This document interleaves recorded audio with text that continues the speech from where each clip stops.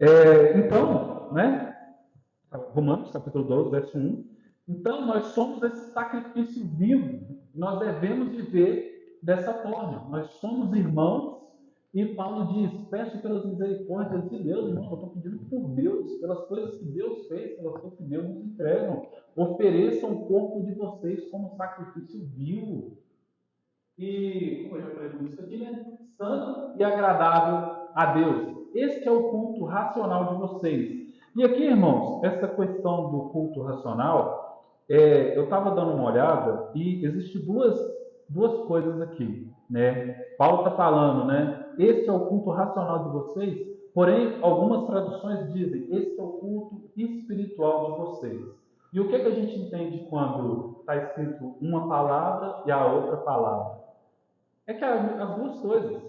O nosso culto racional é um culto espiritual. E o nosso culto espiritual, ele também é racional. A gente não pode diferenciar uma coisa da outra.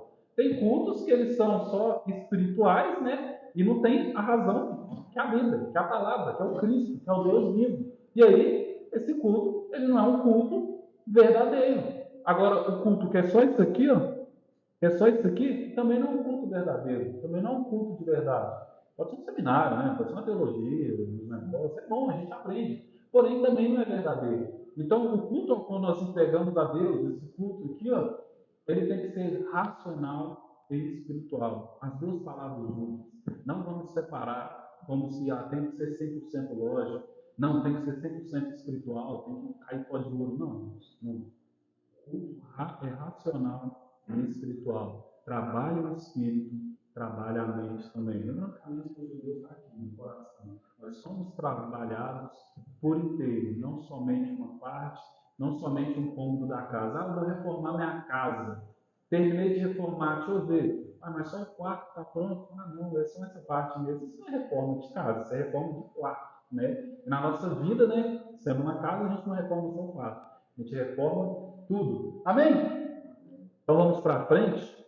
Eu estou bom de esboço, que eu não leio mais os esboços. Aí eu chego lá em casa, eu olho assim e falo, oh, meu Deus do céu, eu esqueci de falar tal coisa. Eu podia ter falado aquilo. Sacrifício vivo, santo e agradável, que é diferente dos sacrifícios mortos do Antigo Testamento, ao qual, coitados dos bichinhos, é muito difícil, né? Nós entendemos com isso que a nossa vida não pertence mais a nós, mas é a Deus, é o culto.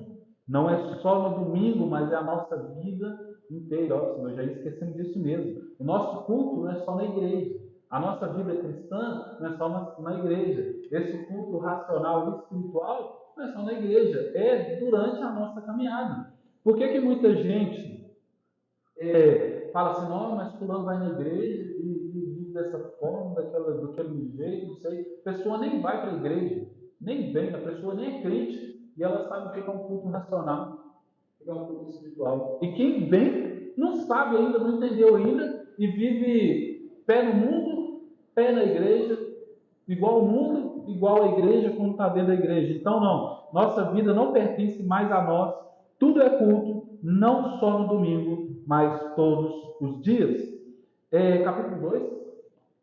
Não se amoldem ao padrão deste mundo, mas transformem-se pela renovação da sua mente, para que vocês experimentem a boa, agradável e perfeita vontade de Deus. Então, irmãos, não se amoldem ao padrão deste mundo. Em algumas traduções, não está nem não se amoldem, né? Em algumas traduções está não vos conformeis, né? E esse conformeis é de tomar forma, né? Igual quando a gente vai fazer, aí vai fazer um bolinho, aí você vai lá, pega o bolo assim e coloca na forma. Se você coloca naquela forma redonda que tem aquele negócio, o bolo vai sair daquele molde. E vai sair redondo sem nada nele. Agora, se você coloca na forma mais quadradinha, ele vai sair quadradinho. Por quê? Porque ele toma a forma da forma que ele está colocado. E nós não podemos ser assim com o mundo. Nós não podemos tomar a forma do mundo. Por que quando começou as igrejas pretas, né, as igrejas pretas, não dos negão lá dos Estados Unidos, mas as igrejas pretas de cor de parede, O povo começou a endoidar, começou a falar, isso é do diabo, não sei o quê, não sei o quê. Porque não que aquilo realmente seja uma igreja, que ela é uma igreja mundana, mas são pequenos passos que a gente vai dando até a gente realmente se tornar uma igreja mundana. Talvez as primeiras que começaram não fossem igrejas mundanas, não fossem igrejas igual, infelizmente, a gente já viu, tocando música do mundo, porque a música fala de amor e Deus é amor. Oh, se eu sou Deus. Oh, Antigo Testamento mesmo. Mas é complicado, né? Mas as primeiras talvez não começaram assim. Mas foi passando o tempo e como já deu um passo, por que eu não posso dar dois? Como já deu dois passos, por que eu não posso dar três? E aí não ia tomar a forma do mundo, mas acabou tomando forma do mundo. E aqueles que eram referências desse movimento, infelizmente, muitos hoje em dia já são pessoas que são referências ainda, mas que são referências para pessoas do mundo. Já são pessoas que já não defendem mais a igreja, nem estão mais na igreja, mas estão atacando a igreja. Porque ela pegou um pouquinho desse formato do mundo, desse molde do mundo, e colocou, falou, não tem problema, vou colocar só um pouquinho, vou colocar só a parede preta aqui, né? Vou apagar as luzes aqui, vou pôr umas luzes ali, mas é só no louvor, não tem problema. Tem igreja hoje em dia que você vai, na hora da pregação também não tem luz. Porque o palco, né? O palco tem que estar iluminado. Então vai cada vez mais pegando essa forma do mundo até que se torne igual ao mundo. E isso aqui, ó, não se amoldem ao padrão deste mundo. É o que Paulo está falando para a gente. Para a gente não tomar essa forma do mundo. Igual eu entendo muito bem as pessoas hoje em dia que criticam tatuagens até hoje. Por quê? Porque querendo ou não, é um passo. Dependendo da pessoa que estiver fazendo aquilo ali, é um passo, daqui a pouco ela dá 5, daqui a pouco ela dá 10. Daqui a pouco ela está com o corpo todo cheio de tatuagem, daqui a pouco ela já constrangeu o irmão pecou porque o irmão viu ela dessa forma, daqui a pouco isso vira uma intriga na igreja, daqui a pouco o irmão que está ali já não quer mais saber da igreja, porque ficou com raiva daquilo, não teve quem supervisionou essa atitude da pessoa, e a outra pessoa também acha que está sendo julgada por todo mundo da igreja, e pronto, acabou. Perdemos um, perdemos outro. Entendeu? Então, é um passo que a gente dá, mas é um passo perigoso, porque acaba nos tirando da palavra de Deus. Então, não se amoldem ao padrão do mundo, não é simplesmente, gente, vamos fazer o seguinte, hoje a gente vai fazer igual o mundo. Não, nunca começa assim. Começa com passos. Daqui a pouco é 2, daqui a pouco é 5. Igual os hereges, né, que a gente vê na misericórdia. Mas transformem-se pela renovação da sua mente. Renovação da sua mente. O que, que tem que acontecer com esse povo aqui sem cabelo? Tem que renovar, tem que se transformar. E para renovar a mente, as coisas antigas têm que ser tiradas. Lá em Levítico 6, quando vai falar sobre o altar, vai falar que tem cinzas naquele altar e que tem que limpar aquelas cinzas para fazer um novo sacrifício sobre aquele altar. Na nossa mente é a mesma coisa, a gente tem que limpar para fazer novo, um sacrifício novo, uma vida nova. Eu posso dizer isso porque eu jamais usaria calça social na minha vida, mas eu tive que limpar o altar e hoje eu estou, porque a mente renovou. Se dependesse de mim com 30 anos, eu estava só na tatuagem, mas a mente foi limpa para ser renovada. E é da mesma forma, irmãos, a nossa mente, para ela ser renovada, ela tem que ser limpa. Porque se ela não for limpa, a carne ela vai nos dominar e ela vai nos levar de volta ao mundo ao qual nós estávamos, né? Mas transformem-se pela renovação da sua mente. A partir do momento que você falou assim, quer saber? Essa cabeça aqui vai mudar. Essa cabeça mudou, você também mudou. Você também vai ser outra pessoa. Você também vai ter outra visão acerca do mundo. Para que vocês experimentem a boa, agradável e perfeita vontade de Deus. Qual que é a vontade de Deus da minha vida? Eu não sei. Renova essa mente, se transforma. E aí você vai ver essa boa, perfeita e agradável vontade de Deus. Não, mas não sei, isso é difícil. Então você não vai ter. Você vai ficar perguntando Deus Aléu aí 1000 anos o que Deus quer para sua vida, você nunca vai saber, porque você não está deixando ser transformado para viver aquilo que Deus quer fazer na sua vida. Você deixa Deus transformar a sua vida para você viver a vontade dele, você não vive a vontade de Deus e fica por isso mesmo. Como é que é o nome do menino? O Júnior Relâmpago.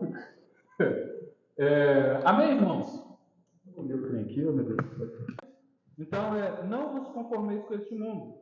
Ou seja, é a recusa do padrão cultural do mundo que se opõe contra Deus. E nós seguimos o caminho que Deus quer para nós. E sermos transformados pela renovação da nossa mente é uma mudança interna que é obra do Espírito Santo. Nós devemos deixar o Espírito Santo fazer essa mudança, essa obra dentro de nós. Então, o crente, nós não buscamos sentimentos espirituais, mas discernimento bíblico e obediência prática para que o Espírito trabalhe dentro de nós. Amém? Vamos do 3 a 8 agora? 3 a 8. Por isso, pela graça que me foi dada, digo a todos vocês, não pensem de vocês mesmos. Não, é porque eu achei que o microfone do celular estava aí. Por isso, pela graça que me foi dada, digo a todos vocês: não pensem de vocês mesmos além do que devem pensar, mas pensem moderadamente, segundo a medida de fé que Deus deu a cada um. Como cada um de nós tem um corpo com muitos membros e esses membros não têm todos a mesma função, assim em Cristo nós que somos muitos formamos um só corpo e cada membro está ligado a todos os outros. Temos diferentes dons de acordo com a graça que nos foi dada. Se alguém tem o dom de profetizar, use-o de acordo com a sua fé. Se o dom é servir, sirva. Se é ensinar, ensine. Se é encorajar, que assim o faça. Se é contribuir, que contribua generosamente. Se é exercer liderança, que a exerça com dedicação. Se é mostrar misericórdia, que o faça com alegria. Oh, glória a Deus! Tá vendo como que é bem mais prático o capítulo 2 do que os outros que a gente tem passado? Então, irmãos, resumindo aqui, porque se eu pegar de versículo em versículo, eu vou delongar muito. A primeira coisa é: não pensem de si mesmos além do que convém. Porque, infelizmente, nós temos a mania de nos estimar ao máximo, de nos colocar ao máximo lá em cima. E esse orgulho que existe lá no mundo: eu sou o melhor lutador do mundo, eu sou o melhor jogador do mundo, eu sou o melhor ator do mundo. Dentro da igreja pode acontecer também: eu sou o melhor pregador da igreja, eu sou o melhor colaborador, eu sou o melhor diácono, eu sou o melhor não sei o que, não sei o que. E a pessoa vai só se elevando, vai só se colocando acima. E quando ela vai se colocando acima, as cabeças dos outros irmãos se tornam degraus de escadinha que ela acha que ela vai subindo. Tem igreja que é assim, tem igreja que ela coloca como se fosse uma empresa mesmo, onde você vai subir nos cargos. E aí, os outros irmãos acabam se tornando escadas, onde você vai pisando em cada um dos irmãos, até você chegar lá em cima, até você ser o mais top da igreja, que faz não sei o que, não sei o que lá mais. E nessas pessoas faltam a humildade. Nós temos que ser humildes, irmãos. Nós não devemos nos colocar acima de todos.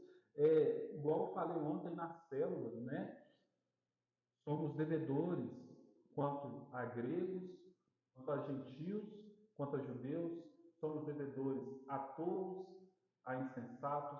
Somos devedores a sábios, a pessoas que não são sábias, para não falar outra palavra. Nós somos devedores a todos esses. E somos devedores em servir mesmo, em levar esse evangelho. Não somos melhores do que ninguém aqui dentro da igreja. Eu não sou melhor do que o Jean, da mesma forma que o Jean não é melhor do que o Jean, da mesma forma que ninguém é melhor que ninguém aqui, e da mesma forma nós não somos melhores do que todas as outras pessoas que estão lá fora. Então nós não devemos ficar nos colocando em pedestal. Eu sou porque aquilo não. Não, isso não é saudável na igreja.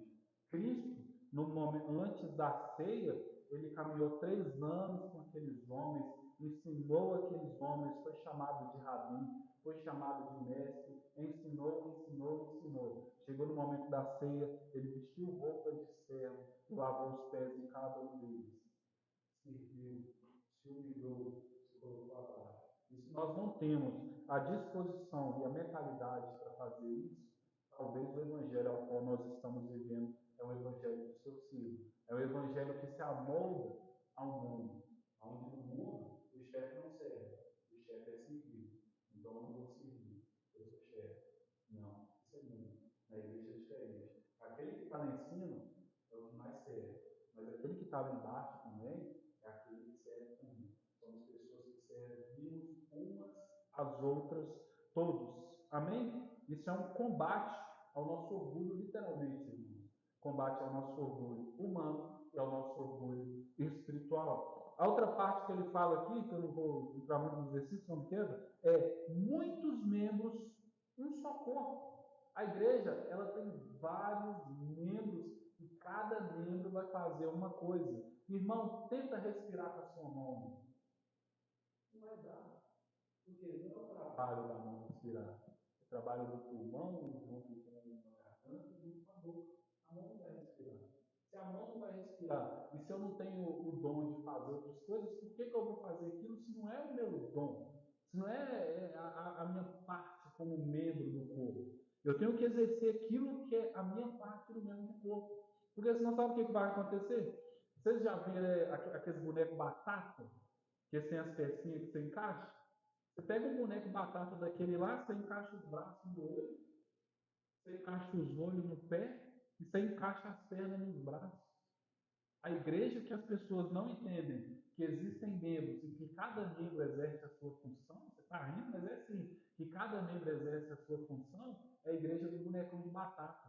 A igreja é uma batata inflada, cheia, grande, aonde os olhos não enxergam, porque os olhos querem pisar, as mãos não fazem nada porque estão no lugar dos olhos, e as pernas não fazem nada porque estão no lugar dos braços.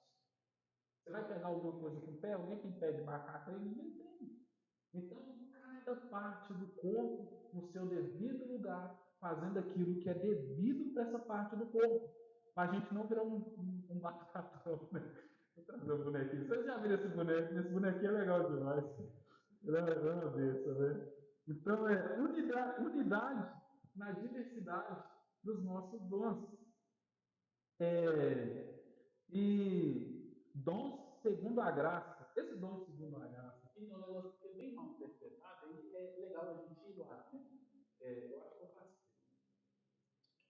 Realmente eu passei. Irmãos, se alguém tem o dom de profetizar, use de acordo com a sua fé. Se o dom é servir, sirva. Se é ensinar, ensine. Se é encorajar, que assim o faça. Se é contribuir, que contribua generosamente. Se é exercer liderança, que exerça com dedicação. Se é mostrar misericórdia, que faça com alegria. Irmãos, cadê o pastor aqui?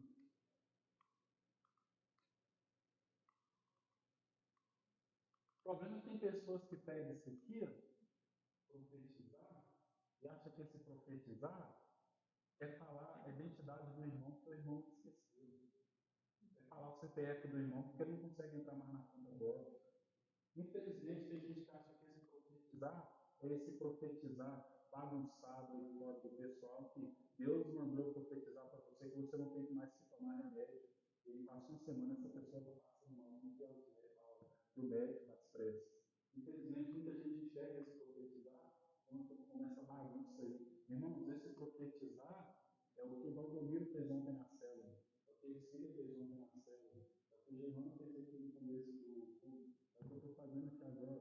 Esse profetizar é levar a palavra de Deus. Porque não tem nada que precisa ser revelado que não está aqui dentro da Bíblia. É uma má interpretação ou uma má vontade generosa, incrível. Então, isso que nós fazemos, e que é uma maravilha, irmãos, é isso aqui, profetizar. Ai, Deus, mas tem ensino ali. Tem ensino ali. Quem ensina é o mestre, irmãos. Eu já fiz o negócio. Então,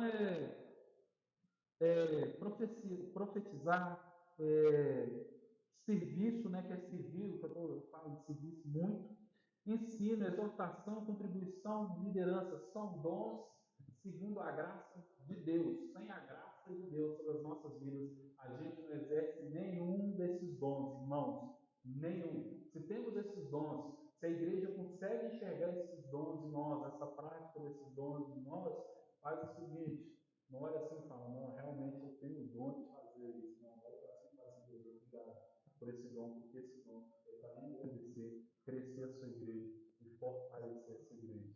Graças eu te dou, papai, porque eu não sou nada. Lembrando o que Paulo escreveu: faz, trapo de imundícia. Quando a ação humana está no meio, e essa ação humana, o orgulho, é trapo de imundícia. Quando Deus está no meio, só isso aqui que a gente fez aqui é exaltação máxima a Ele, é glória pura, é aleluia pura. Amém? Então, aqui do 3 ao 8, irmãos, não existe cristianismo solitário. O Evangelho nos integra ao corpo para servir com aquilo que Deus nos deu, independente daquilo que Deus nos deu. Amém? Deus é bom o tempo todo. 9 ao 13. O amor deve ser sincero.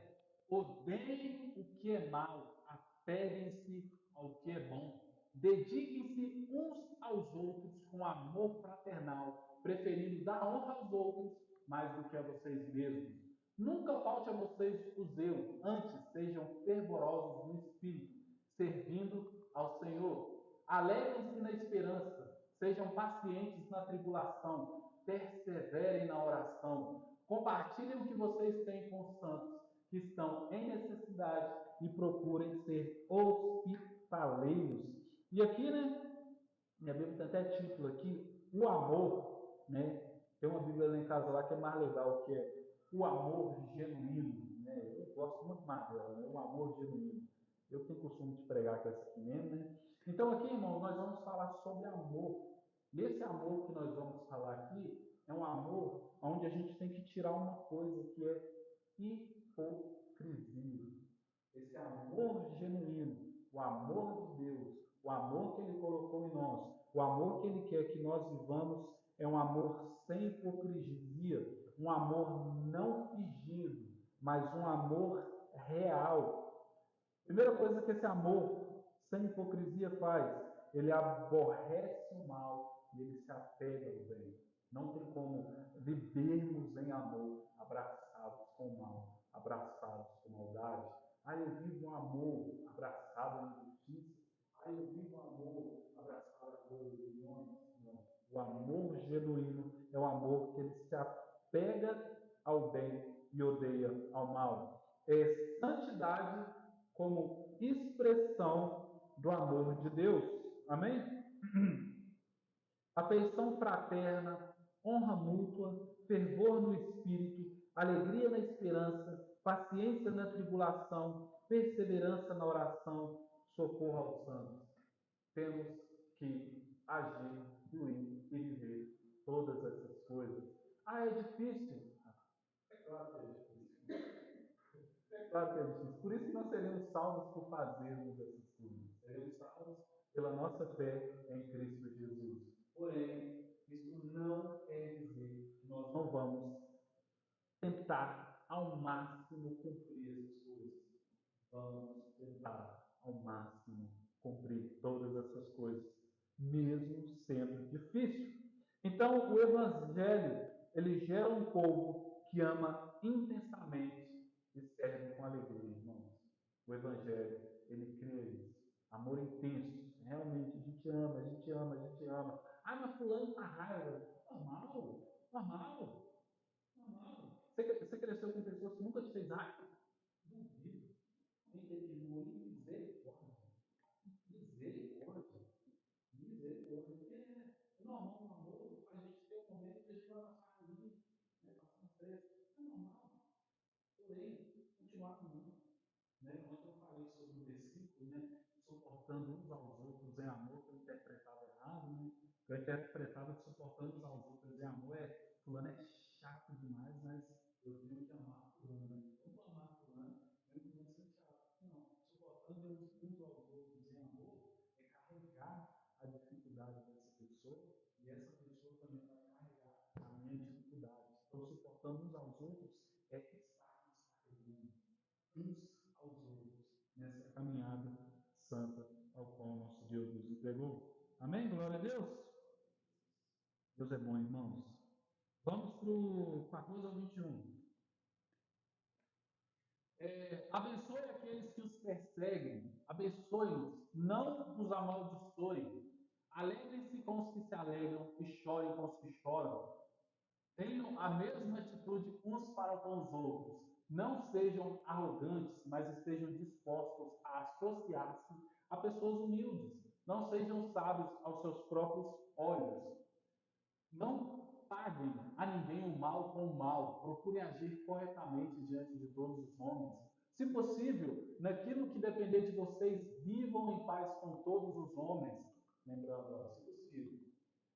Amados, nunca procurem vingar-se, mas deixem com Deus a ira, pois está escrito: minha é a vingança, eu retribuirei, diz o Senhor. Ao contrário, se o seu inimigo tiver fome, dê-lhe de comer, se tiver sede, dê-lhe de beber. Fazendo isso, você amontoará brasas vivas sobre a cabeça dele.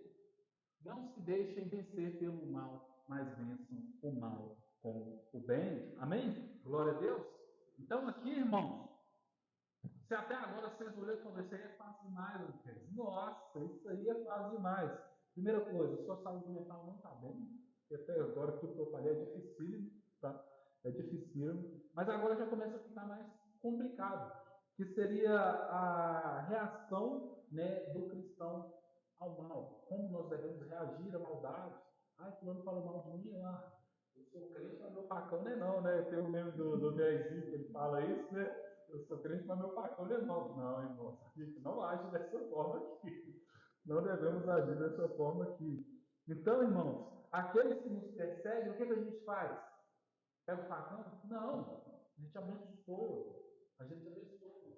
A gente abençoa essa pessoa. A gente não vai retribuir o mal que essa pessoa está nos fazendo com o mal. É o Espírito de Cristo, né? Na cruz. Quando as pessoas estavam julgando Cristo lá, falando, não, dessa daí, se você é mesmo quem você falou que é, não sei o quê, xingando Jesus. Jesus olhou e falou, não, espera eu descer daqui, vocês vão ver que forma que tem. Espera aí, vocês vão ver que eu vou descer. Eu vou. Foi isso que Cristo falou? Vai queimar tudo no inferno, vocês vão ver o que vai acontecer com vocês. Não sei o que, vai derramar. Chama, Senhor, derrama, chama, né? Não foi isso que Cristo fez? Não. Cristo não fez isso. Cristo, apanhou a coroa de espinhos, os prédios, aquela posição horrível, todas aquelas coisas péssimas, naquela condição péssima, as pessoas julgando ele ainda. Ele falou, Pai, perdoa eles não sabem o que fazem. A gente é da mesma maneira, irmão, da mesma maneira. E é triste quando por pouca coisa irmãos não conversam com irmãos. Eu não converso com fulano, não faço coisa. Cara, o exemplo de Cristo, cheio de sangue, todo machucado, todo sujo, imundo, pelado naquela cruz lá. Cadê o exemplo dele nós olharmos e falarmos? Ele passou humilhação maior, mesmo se perdoou. Como é que eu posso ficar de cara fechada com um irmão meu que na terra, é o que os pastores falam, chegar lá no céu, um vai entrar, aí ele vai ver. Aí Deus vai fazer assim, vocês se abraçam aí dentro, e entra os dois juntos, ou vai ficar os dois aí fora, vamos ver o que vai fazer. Então, irmão, se a gente vai entrar todo mundo junto lá para dentro, e a gente liga todo mundo aqui em paz, aqui embaixo. Amém? Empatia com todos, né? Que é o verso 15 aqui. Verso 15. Alegrem-se com os que se alegrem e chorem com os que choram. Nós temos que fazer isso. Nós temos que viver isso, irmãos. Tem momentos que a gente vai rir. A gente ri na célula, a gente ri no culto, a gente ri nos nossos encontros, no estudo. A gente ri porque é bom rir. Mas quando chegar o momento de chorar, não sai de rir, não. Não vai embora, não. E deixa o irmão. Porque na alegria é fácil, cara. Na alegria não para aquela mão dada ali, para dando tapinha nas costas. No momento de dificuldade, no momento de choro, a gente tem que parar também. A gente tem que estar junto também e de mão dadas. Então, ter empatia, chorar com os que choram e alegrar-se com os que se alegram.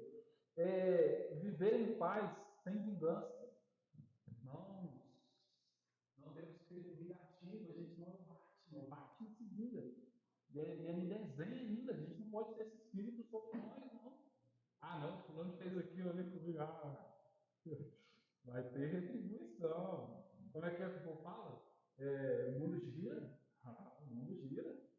Hoje é hoje, amanhã é outro dia. Fulano vai ver.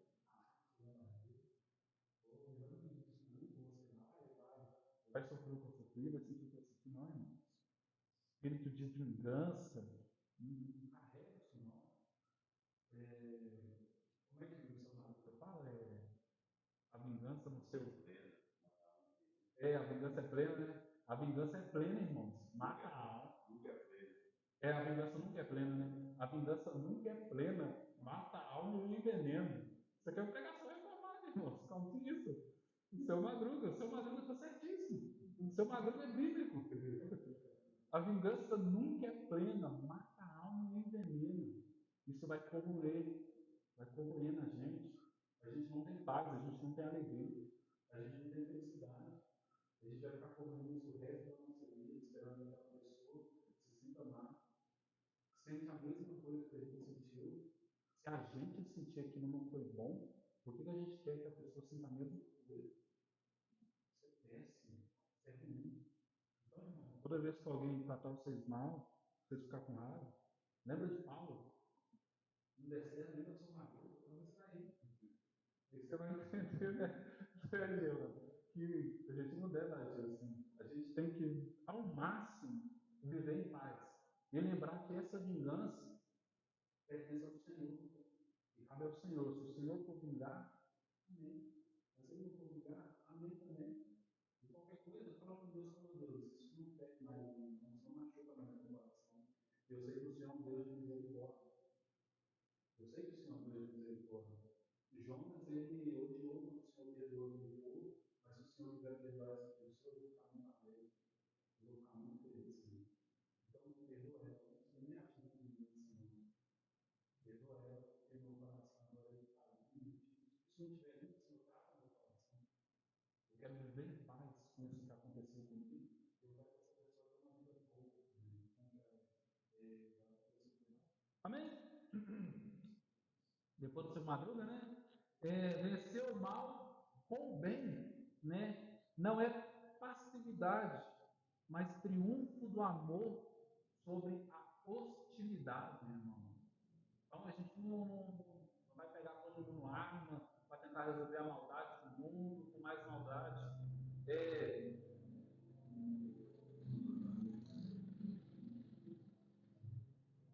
Guerra vai gerar guerra, irmãos. Palavras de ódio vão gerar mais palavras de ódio. Tapa vai gerar outro tapa, que gera dois tapas, que gera três tapas. Então não vamos tratar o mal com o mal, mas vamos tratar o mal com o bem. Quando eu liderava os jovens, eu lembro que eu conversei com o menino e ele falou, não, mas não deixa brigar comigo, isso não, quando eles começaram a brigar com ele, eu te amo. Nós não temos necessidade de brigar, não. Eu te amo, eu sei que o Senhor me ama, eu sei que o Senhor quer o melhor para mim. Diz o jovem, né? A gente já não pode acreditar tanto assim também, né? A gente tem que ficar um pezinho atrás. Que quando na casa dele realmente foi ter discussões, que ele agiu com o bem, que ele tentou apaziguar, que ele tentou entender o ponto da outra pessoa, e que ele agiu em amor e cessou, né? Mas jovem é jovem, né? Então, vencer o mal com o bem, irmãos. Então, aqui, irmãos, o cristão responde ao mal com a bondade, porque confia na justiça soberana de Deus. Deus é justo. Deus é justo. Ah, eu não estou vivendo uma injustiça ou vivendo uma injustiça, irmãos. Deus é justo. Deixa na mão de Deus. Não queira fazer aquela justiça social, né, que o pessoal faz quando a justiça, polícia, aí não resolve, né? Então, irmãos, toda a ética cristã flui da graça, não do legalismo. Não adianta queremos viver a Bíblia sem termos a graça e sem termos o pleno entendimento de tudo. Senão nós vamos começar a julgar as pessoas por. Ah, a gente vai viver o evangelho todo errado, né? O evangelho nos transforma de dentro para fora. Temos uma mente renovada, uma vida consagrada, amor ativo e humildade real. A verdadeira adoração não é apenas liturgia, mas é existencial. É viver totalmente para Deus no corpo e na alma, na comunidade e também no mundo. Então, que nós venhamos servir ao nosso Pai em verdade, 100%. Amém? Vamos orar? Senhor, meu Deus e meu Pai, muito obrigado, Senhor, pelo teu amor, pela tua misericórdia, pela tua mão sobre as nossas vidas. Muito obrigado por mais este ensino, meu Pai, desta noite, por este culto. Eu agradeço por cada irmão que está aqui, meu Pai. Te rendemos graças, te rendemos glória. Muito obrigado por tudo, pelo teu amor, pela tua misericórdia, por tudo, Senhor. Muito obrigado. Eu oro para que o Senhor venha abençoar os irmãos, meu Pai, que estão aqui. Que o teu Espírito Santo, meu Pai, venha tratar os corações deles, venha cuidar deles, venha cuidar da mente deles. Eu oro também para que o Senhor venha cuidar daqueles que não puderam vir. Que o teu Espírito Santo venha encher os corações deles, venha tocar neles. E, Senhor, que seja feito a tua vontade sobre as nossas vidas, sobre a vida da igreja,